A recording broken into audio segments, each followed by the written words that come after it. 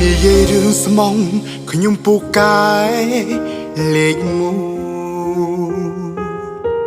បើមានពៀនមនុស្សស្មងខ្ញុំប្រមូលយកអង្គហើយពីទូចដល់ធំមិនដាច់ក្បត់អ្នកណាម្ដងឡើយ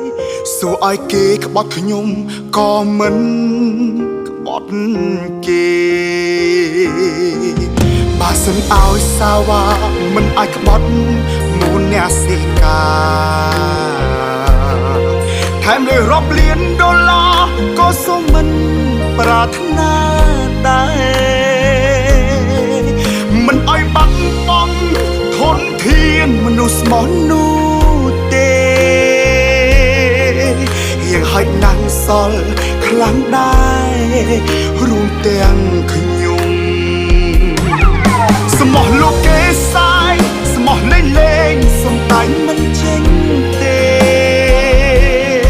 ធ្វើមិនកុំណាស្មោះស្នេហ៍វាតែបែកនឹងបើឲ្យខ្ញុំក្បត់មិនប្រសពរឿងអាក្រក់អញ្ចឹងប៉ះអ្នកណាមិនដឹងបាំងខ្ញុំស្មោះលោកសាយស្លាប់មិនបដូរឈ្មោះរស់នៅមិនលំពីស្មោះខ្ញុំឡើយទូសោតលងហើមចុងក្រោយក៏មិនប្រែគោលដៅសូមចូលឈ្មោះជាមនុស្សស្មោះដល់តកូនតូចចៅទូលើផ្លូវនេះនៅសល់តែខ្ញុំក៏ព្រម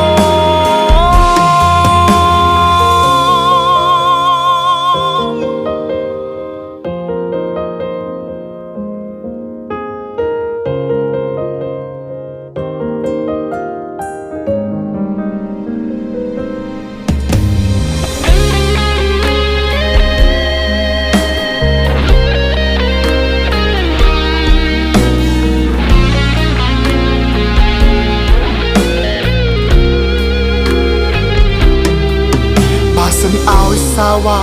មិនអាចក្បត់មូលអ្នកសេកាថែមលើរាប់លានដុល្លារក៏សូមមិនប្រាថ្នាដែរ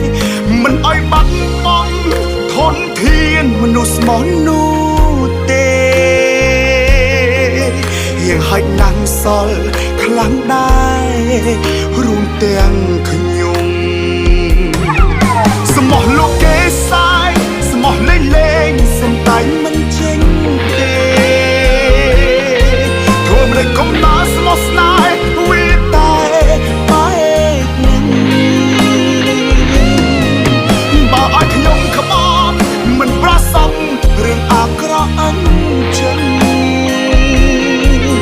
ប៉ះអ្នកណាមិនដឹងបាំងខ្ញុំស្មោះលោកសាស្លាប់មិនបដូរឈ្មោះរស់នៅមិនលំពីស្មោះខ្ញុំឡើយ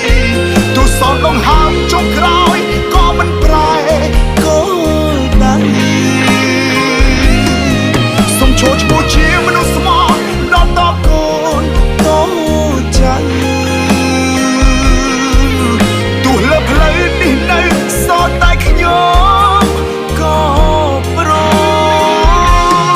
មស្មោះលេងសំដាញ់មិនចេញទេធ្វើមិនได้កុំណាស្មោះស្នេហ៍វាតែបែបនឹងបើឲ្យខ្ញុំក្បត់មិនប្រសពរឿងអាក្រក់អញ្ចឹងប៉ាំងអ្នកណាមិនដឹងប៉ាំង